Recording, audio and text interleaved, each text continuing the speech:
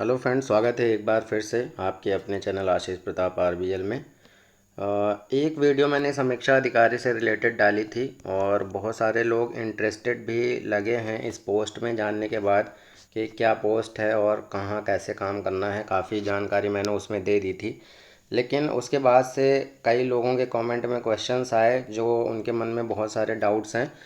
तो उन डाउट्स को मैं दूर करने के लिए ये वीडियो बना रहा हूँ और उम्मीद करूँगा कि इस वीडियो के बाद आपके जितने भी मन में डाउट्स हैं वो सारे डाउट्स ख़त्म हो जाएंगे। तो इसमें हम बात करेंगे हर जो पोस्ट होती है जितनी भी हैं समीक्षा अधिकारी, और समीक्षा अधिकारी में भी कई जगह होती हैं समीक्षा अधिकारी की पोस्ट और सहायक समीक्षा अधिकारी की पोस्ट। तो हर एक की मैं आपको क्वालिफ़िकेशन बताऊंगा कि किस पोस्ट के लिए कौन सी क्वालिफ़िकेशन आपको चाहिए होगी, क्या टाइपिंग ज़रूरी होती है कि नहीं होती है, आयु सीमा और आयु सीमा में छूट कितनी है। सिलेबस के बारे में एक बार फिर से मैं बता दूंगा। माइनस मार्किंग आपकी 1/3 है।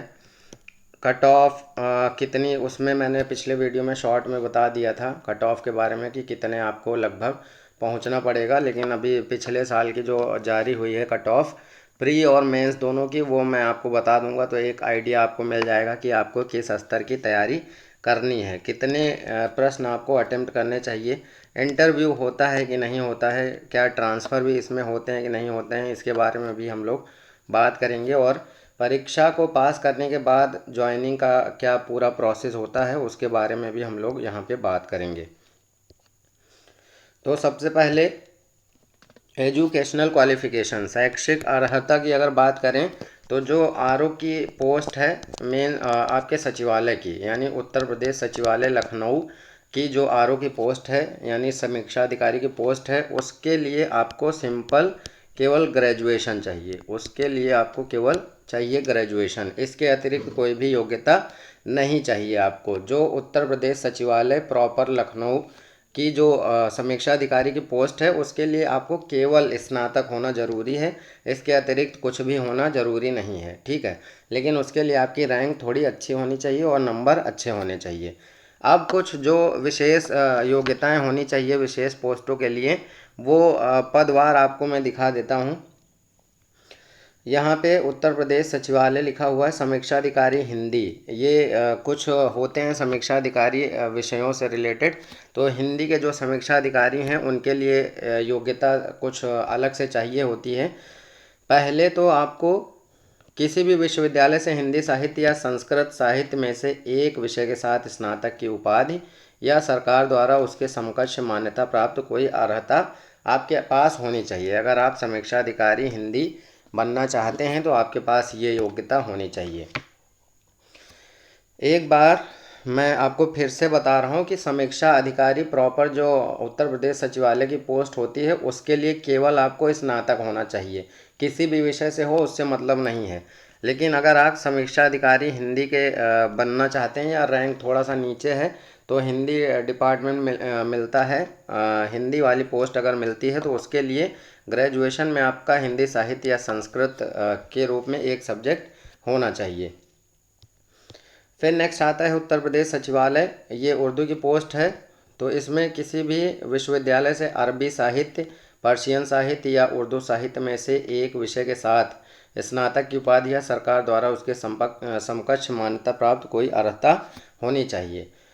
परंतु यह कि ऐसे मामले में जहां अभ्यर्थी ने जामिया उर्दू अलीगढ़ की अदीब कामिल परीक्षा उत्तीर्ण की हो, वहां उर्दू साहित्य, पर्शियन साहित्य या अरबी साहित्य की अपेक्षा न होगी। तो ये इसकी है उत्तर प्रदेश सचिवालय समीक्षा अधिकारी लेखा अगर है या सहायक समीक्षा अधिकारी लेखा है तो उसके लिए क्या योग्यता है। भारत में विधि द्वारा स्थापित किसी विश्वविद्यालय से लेखा कर्म के साथ वाणिज्य में स्नातक या सरकार द्वारा उसके समकक्ष मान्यता प्राप्त कोई अर्हता। सरकार द्वारा मान्यता प्राप्त किसी संस्थान से कंप्यूटर एप्लीकेशन में ओ लेवल प्रमाण पत्र आपको चाहिए और देवनागरी लिपि में लिखित हिंदी का ज्ञान होना चाहिए। तो जो ओ लेवल की बात आप लोग परेशान होते रहते हैं कि किस पोस्ट में चाहिए, तो समीक्षा अधिकारी लेखा की पोस्ट है और सहायक समीक्षा अधिकारी लेखा की जो ये पोस्ट हैं इनमें ओ लेवल प्रमाण पत्र आपके पास होना चाहिए। इसके बाद सहायक समीक्षा अधिकारी के लिए क्या होना चाहिए? स्नातक उपाधि या राज्य सरकार द्वारा इसके समकक्ष कोई योग्यता हो, या डोएक जो डोएक सोसाइटी है उसके द्वारा प्रदत्त ओ लेवल प्रमाण पत्र या इसके समकक्ष अगर कोई आपके पास योग्यता हो तो ये सहायक समीक्षा अधिकारी के साथ ये शुरू हो जाती हैं आपकी ओ लेवल सर्टिफिकेट वाले। और इसके साथ साथ हिंदी टंकण में न्यूनतम 25 शब्द प्रति मिनट की गति होनी आवश्यक है। अंग्रेजी टंकण का भी ज्ञान रखने वाले अभ्यर्थियों को अधिमान दिया जाएगा, यानी इनको थोड़ा सा प्रियोरिटी दी जाएगी। जिनको इंग्लिश टाइपिंग का भी ज्ञान है और हिंदी टाइपिंग का भी ज्ञान है तो उनको थोड़ा सा वरीयता उसमें मिलेगी या उनको थोड़ा सा प्रेफरेंस दी जाएगी। तो ये हैं सहायक समीक्षा अधिकारी के लिए, जिसके लिए आप लोग परेशान रहते हैं। आरओ प्रॉपर की जो पोस्ट है उसमें आपको इन सब चीज़ों की किसी चीज़ की ज़रूरत नहीं पड़ेगी। तो सहायक समीक्षा अधिकारी में ये सारी चीज़ें आपके लिए आवश्यक हैं। फिर इसके बाद उत्तर प्रदेश सचिवालय का था ये सहायक समीक्षा अधिकारी। ये उत्तर प्रदेश लोक सेवा आयोग का है सहायक समीक्षा अधिकारी। भारत में द्वारा किसी विश्वविद्यालय से स्नातक की उपाधि इसमें भी होनी चाहिए। हिंदी टाइपिंग में 25 शब्द प्रति मिनट की गति और किसी मान्यता प्राप्त संस्था या विश्वविद्यालय से कंप्यूटर विज्ञान में डिप्लोमा या डोएक सोसाइटी द्वारा प्रदत्त ओ लेवल का प्रमाण पत्र इसमें भी होने चाहिए। और अंग्रेजी टाइपिंग जिसकी है उसको थोड़ा सा प्रेफरेंस यहाँ पर दी जाएगी। राजस्व परिषद उत्तर प्रदेश सहायक समीक्षा अधिकारी, तो इसमें भी आपका ग्रेजुएशन होना चाहिए और ओ लेवल का सर्टिफिकेट होना चाहिए। हिंदी टाइपिंग में 25 शब्द प्रति मिनट की स्पीड और बाकी इंग्लिश टाइपिंग आती है तो प्रेफरेंस इसमें भी सेम है। इसके बाद कार्यालय मुख्य निर्वाचन अधिकारी उत्तर प्रदेश सहायक समीक्षा अधिकारी, ग्रेजुएशन ओ लेवल और हिंदी टाइपिंग 25 शब्द प्रति मिनट, तो ये भी सेम है। उत्तर प्रदेश विधान परिषद सचिवालय, इसमें सहायक समीक्षा अधिकारी के पोस्ट के लिए भी ग्रेजुएशन एक तो चाहिए, ऊपर से इसके साथ डोएक वाला ओ लेवल और हिंदी टंकण में हिंदी टाइपिंग में 25 शब्द प्रति मिनट, तो लगभग ये भी सेम है। इसके बाद वाणिज्य कर विभाग उत्तर प्रदेश लेखा परीक्षक की जो पोस्ट है उसमें उच्च लेखा कर्म और अंकेक्षण के साथ वाणिज्य में स्नातक की उपाधि या सरकार द्वारा उसके समकक्ष कोई अर्हता आपके पास होनी चाहिए। तो ये जो लोग होंगे उनको ज़्यादा जानकारी होगी इसके बारे में, मैं केवल यहाँ पे आपको योग्यता बता रहा हूँ। तो उत्तर प्रदेश सचिवालय में जो सहायक लेखाकार होते हैं उनको लेखा कर्म के साथ वाणिज्य में स्नातक उपाधि या लेखा कार्य में स्नातकोत्तर डिप्लोमा या सरकार द्वारा उसके समकक्ष मान्यता प्राप्त कोई अन्य अर्हता अगर है तो, और देवनागरी लिपि में हिंदी का ज्ञान होना चाहिए।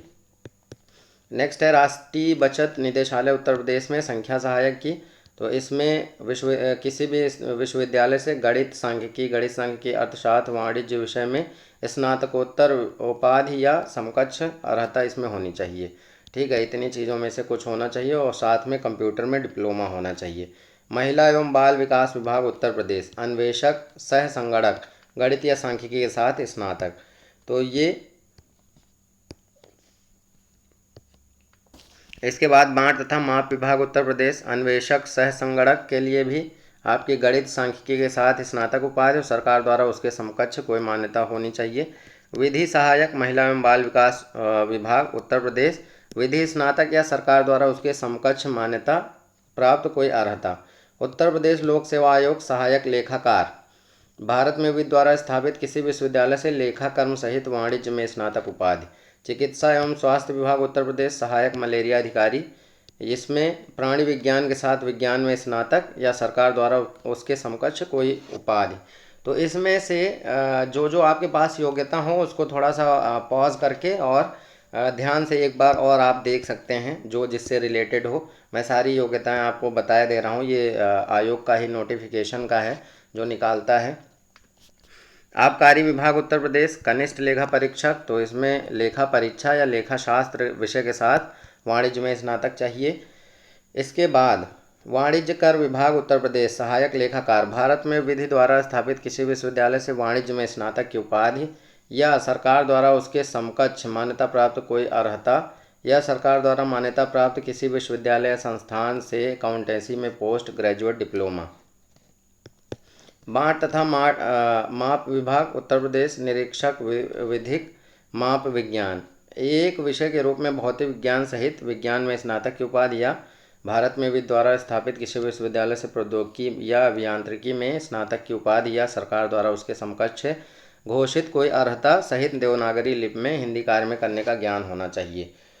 तो ये जितनी भी पोस्ट थी उनसे रिलेटेड जितना भी है सब कुछ मैंने सारी पोस्ट के हिसाब से आपको क्वालिफ़िकेशन बता दी है। इसके बाद आपके मन में कोई डाउट नहीं होना चाहिए। जो आरओ की पोस्ट होती है उत्तर प्रदेश सचिवालय की प्रॉपर, उसके लिए अच्छी रैंक चाहिए और उसके लिए केवल ग्रेजुएशन होना चाहिए। बाकी जो स्पेशल आपकी एजुकेशनल क्वालिफ़िकेशन होनी चाहिए, ये सारी पोस्ट अलग अलग हैं, उनके लिए अलग अलग चाहिए। जो पोस्ट आप जो एलिजिबिलिटी रखते हो, आपके पास जो योग्यता हो, उस पर आप पॉज करके एक बार और ध्यान से देख लेना कि किस किस पोस्ट के लिए आप कम से कम एलिजिबल हैं। तो इसके बाद आयु सीमा की बात करें तो लगभग सभी को पता होगा 40 वर्ष से अधिक आयु का नहीं होना चाहिए, और ये उसी के बीच की आपकी डेट बदलती रहती है। ये पिछला नोटिफिकेशन है तो ये अभी आगे आने वाले समय में बदल जाएगा, ठीक है। अधिकतम आयु सीमा छूट वो तो आपके कैटेगरी के हिसाब से जो भी छूट होती है उसमें आप देख सकते हैं।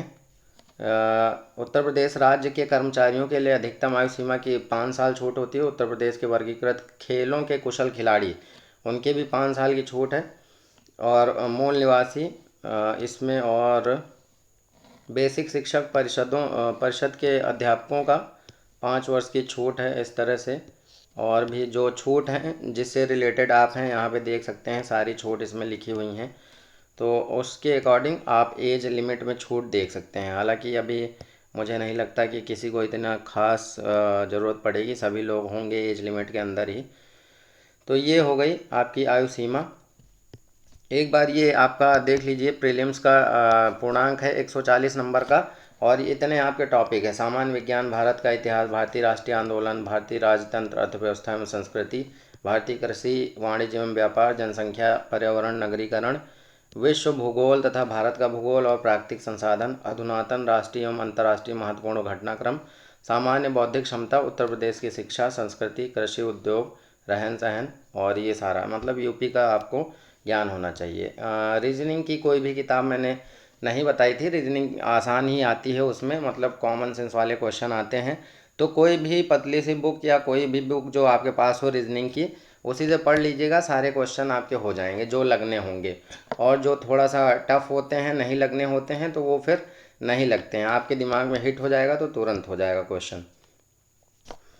तो पहला पेपर तो आपका ये हो गया प्रीलिम्स का, जीएस का। ऑब्जेक्टिव टाइप पेपर होता है, ऑब्जेक्टिव टाइप यहाँ पे लिखा हुआ है, वस्तुनिष्ठ प्रकारक। तो ये 140 नंबर का होता है, 140 क्वेश्चन का होता है। इसके बाद दूसरा जो पेपर होता है वो 60 नंबर का होती है हिंदी, ठीक है। और हिंदी के टॉपिक आपके डिफाइंड हैं, पूरी हिंदी आपको नहीं पढ़नी है। विलोम 10 आते हैं, वाक्य एवं वर्तनी शुद्धि 10 आते हैं, अनेक शब्दों के लिए एक शब्द 10 आते हैं, तद्भव तत्सम 10 आते हैं, विशेष विशेषण 10 आते हैं, पर्यायवाची शब्द 10 आते हैं। तो ये बहुत इम्पॉर्टेंट रोल अदा करता है आपके सिलेक्शन में। अगर इसमें आप 60 में से 55 के आसपास निकाल ले जाते हैं तो मान के चलिए कि बहुत अच्छा स्कोर है। और अगर आपके इसमें लुढ़क जाते हैं नंबर, मतलब 45 के आसपास, तो मान के चलिए कि बहुत ख़तरा हो जाता है, फिर आपको जीएस में बेहतर करना पड़ता है। तो 140 नंबर का जीएस और 60 नंबर की हिंदी, ये दोनों मिला के आपके 200 क्वेश्चन होने चाहिए, ठीक है। अब मुख्य परीक्षा की अगर बात करें, एक बार फिर से देख लीजिए। एक आपका सामान्य अध्ययन का जो प्रारंभिक परीक्षा जैसा पेपर आएगा, और ये 120 नंबर का आएगा। ये भी आपका वस्तुनिष्ठ प्रकारक होगा, मतलब ये भी ऑब्जेक्टिव टाइप का पेपर होगा, और 120 क्वेश्चन इसमें आएंगे आपके। फिर इसके बाद दूसरा जो है सामान्य हिंदी और आलेखन का, ये 100 नंबर का आता है, जिसमें दिए गए गद्यांश का शीर्षक, सारांश, रेखांकित अंशों की व्याख्या। तो शीर्षक 3 नंबर का, 6 नंबर का सारांश, और 12 नंबर में आएंगे 3 रेखांकित अंशों की व्याख्या। तो 21 नंबर तो ये हो गए। कोई भी सरकारी पत्र दे दिया जाएगा, उसका सारणी रूप लिखना रहेगा, 15 नंबर का ये आएगा। फिर पत्राचार, इसमें इतने सारे लेटर्स हैं, लगभग 9 लेटर्स हैं आपके सिलेबस में, 24 नंबर के आपके यही आ जाते हैं। तो इनको आपको तैयार करना है। उसके बाद शब्दावलियाँ हैं, अंग्रेजी से हिंदी बनाने के लिए 5 शब्द आएंगे और ये 10 अंक के होते हैं। हिंदी से अंग्रेजी के 5 शब्द आएंगे बनाने के लिए, ये भी 10 अंक के होते हैं। मुहावरे और लोकोक्तियाँ 5 क्वेश्चन आते हैं और ये भी 10 अंक के। जो कंप्यूटर ज्ञान है आपका, कंप्यूटर ज्ञान भी आपका 10 नंबर का आता है। तो ये 40 अंक आपके यहाँ से हो जाते हैं। फिर सामान्य ज्ञान एवं व्याकरण वस्तुनिष्ठ, ये जो है 30 क्वेश्चन इसके आते हैं और ये ऑब्जेक्टिव टाइप होता है। खंड 2 इसी का है। तो 60 पूर्णांक इसका 60 होता है। विलोम शब्द 12 अंक वाक्य एवं वर्तनी शुद्धि, अनेक शब्दों के लिए एक शब्द और तत्सम तद्भव विशेष विशेषण, इसमें एक टॉपिक ये जुड़ जाता है विशेष विशेषण का। बाकी ये लगभग 4 टॉपिक आपके प्रीलिम्स वाले ही होते हैं, तो एक ही बार आपको मेहनत करनी है। अब हिंदी निबंध की अगर बात करें तो 40-40 नंबर के आपको 3 निबंध लिखने हैं। बस खास बात यह है कि यहाँ पे 600 वर्ड में लिखने हैं, मतलब उस तरह से पीसीएस या आईएएस की तरह का निबंध यहाँ पे नहीं आता है, थोड़ा सा छोटा आपको लिखना रहता है निबंध। तो पहले सेक्शन से आपको एक लिखना रहता है, साहित्य एवं संस्कृति, सामाजिक क्षेत्र या राजनीतिक क्षेत्र से एक निबंध आपको चूज़ करना होगा। फिर दूसरे खंड से एक करना रहेगा, विज्ञान पर्यावरण प्रौद्योगिकी से रिलेटेड, आर्थिक क्षेत्र, कृषि एवं व्यापार से रिलेटेड। और इसी तरह से तीसरे खंड में राष्ट्रीय एवं अंतर्राष्ट्रीय घटनाक्रम यानी करंट अफेयर्स का एक कोई टॉपिक आएगा। प्राकृतिक आपदाएं आप तैयार करना चाहते हैं तो इसमें से 1-2 पहले से तैयार करके रखिए, अगर मिल जाता है तो आपकी किस्मत है। राष्ट्रीय विकास योजनाएं कुछ तैयार कर लीजिए जो उस समय की ट्रेंडिंग चल रही हों, तो उसमें से अगर आपकी किस्मत होगी तो एक मिल जाएगा। बाकी एक एग्रीकल्चर का अगर ऐसे आप कृषि की समस्याएं, किसानों की समस्याएं करके एक तैयार कर लेते हैं, मिल गया तो आपकी किस्मत है। विज्ञान प्रौद्योगिकी का एक कोई तैयार कर लीजिए। फिर इधर साहित्य समाज का दर्पण है और 1-2 टॉपिक इधर से पहले से तैयार करके रखिए। उसके बाद सामाजिक क्षेत्र का कोई या राजनीतिक क्षेत्र का कोई जो उस समय पॉपुलर चल रहा हो तो उसको आप तैयार करके इस तरह से निबंध का तैयार कर सकते हैं। एक बार आप बुक लिस्ट फिर से देख लीजिए जो मैंने आपको बताई थी। जिन लोगों ने ध्यान न दिया हो वो लोग फिर से इस लिस्ट को पॉज करके देख सकते हैं। यही सारी, इसमें मैंने बस इकोनॉमी की बुक बताना उसमें भूल गया था। तो इसमें घटना चक्र पूर्वावलोकन आप पढ़ लीजिए, और अगर आर्थिकी आई है, बजट या डेटा कुछ आया है, डेटा में कई प्रकार के डेटा होते हैं, जैसे कौन सी फसल किस राज्य में सबसे ज़्यादा होती है और सबसे ज़्यादा उत्पादक, सबसे ज़्यादा, और इम्पोर्ट एक्सपोर्ट का भी ये सारा डेटा जो है वो मैक्सिमम क्वेश्चन पूछे जाते हैं वैसे ही। तो घटना चक्र पूर्वावलोकन से आप अगर सारे क्वेश्चन तैयार कर लेते हैं तो मैक्सिमम जो आपके आते हैं क्वेश्चन वो उससे मिल जाते हैं। बाकी जो नहीं मिलते हैं वो इस तरह से करंट अफेयर से रिलेटेड या डेटा से रिलेटेड होते हैं जो आपको करंट में पढ़ने पड़ेंगे। बाकी किताबें वही हैं जो मैंने बताई हैं, प्रैक्टिस सेट आप लगा सकते हैं। इसके बाद अब हम बात करें अगर मेरिट की, तो ये 2017 की कट ऑफ आयोग ने जारी की थी कि कौन सी कितने नंबर की गई थी कट ऑफ। तो ये प्रीलिम्स की कट ऑफ है। सामान्य की 122 गई थी और एससी की 105 गई थी, एसटी की 84, अन्य पिछड़ा वर्ग यानी ओबीसी, तो जनरल और ओबीसी के लगभग मेरिट अब सेम ही रहती है। डीएफएफ में 107 है, पीएच, पीबी और पीडी जो भी आप रिलेटेड हों उसको आप देख लीजिए, इतनी आपकी मेरिट जाती है। अब 122 1/3 माइनस मार्किंग है, ठीक है, 1/3 माइनस मार्किंग है, यानी 3 क्वेश्चन अगर आपके गलत होते हैं तो एक सही वाला क्वेश्चन भी आपका उसी के साथ गलत मान लिया जाएगा, ठीक है। तो ये माइनस मार्किंग 1/3 का मतलब है। तो यहाँ पे अगर आप कॉम्बिनेशन बनाएं तो जीएस के प्रीलिम्स में 140 क्वेश्चन हैं और हिंदी के 60 क्वेश्चन हैं। आपको लाने कितने अंक हैं? 122 अंक लाने हैं, ठीक है, ये 122 अंक। तो यहाँ से अगर आप निकाल लेते हैं, हिंदी में 50 भी निकाल लेते हैं, और तो मान के चलिए कि यहाँ पे आपको करीब 75 क्वेश्चन जीएस में सही करने होंगे। 75 क्वेश्चन अगर जीएस में हो जाते हैं और यहाँ पे 50 हो जाते हैं तो ये 125 के आसपास आपका बनेगा। लेकिन ये अभी 2017 का था, रहेगा लगभग इसी के आसपास। 122 अगर गया था 17 का तो आप मान लीजिए बहुत ज़्यादा 130 के आसपास आपका बहुत ज़्यादा अगर आप मानते हैं तो 130 तक आपकी मेरिट जा सकती है सामान्य की, और इसी रेशियो में बाकी का आप घटा सकते हैं। 130 अगर आप टारगेट करके चलेंगे तो मान के चलिए प्रीलिम्स का सिलेक्शन आपका श्योर हो जाएगा, ठीक है।